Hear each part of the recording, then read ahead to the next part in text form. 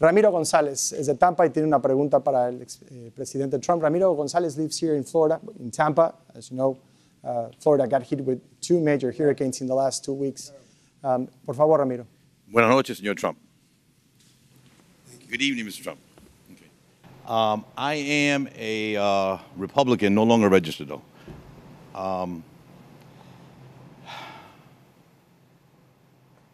I want to give you the opportunity to try to win back my vote.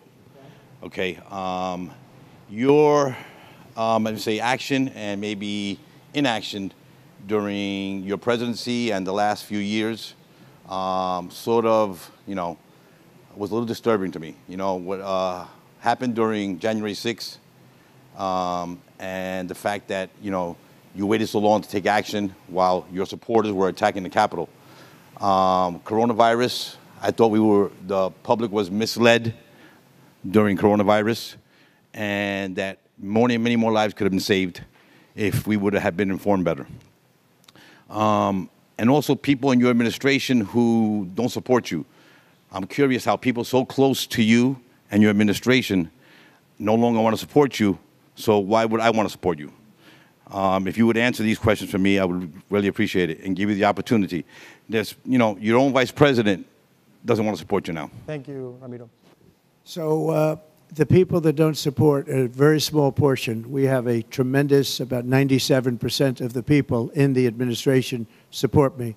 But because it's me, somebody doesn't support, they get a little publicity.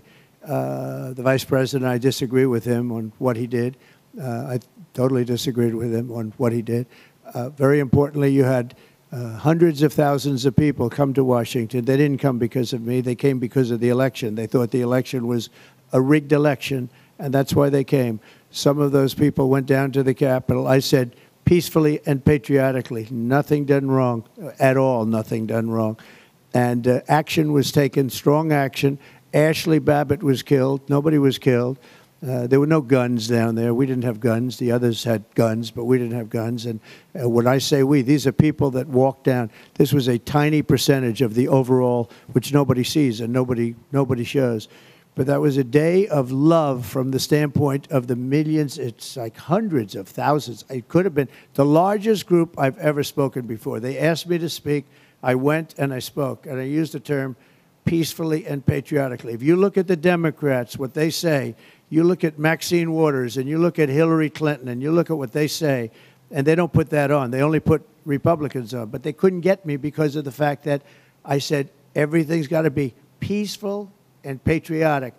And we'll see how it all works out. But I think that we're right now in another election. All I want is honest elections. I'm willing to take any chance. I want honest elections. We need borders and we need honest elections. And if we don't have either of those two things, that's it. We have tremendous loyalty to the Trump administration.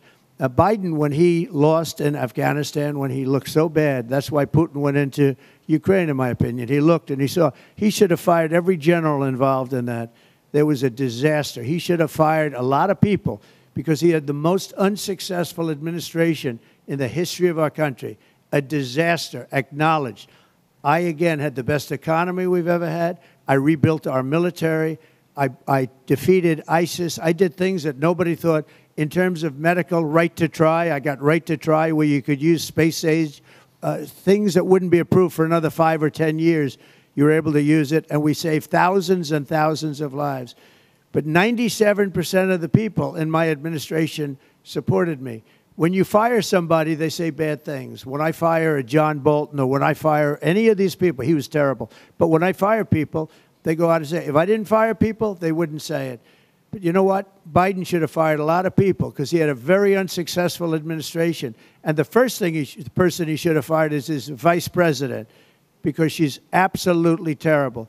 And I'll tell you, she's no way fit, in any way fit, to be the president of the United States. In fact, she turned on him, and they had a coup. They took it over from a president that got 14 million votes. I'm no fan of his, but he got 14 million votes. He won the primary.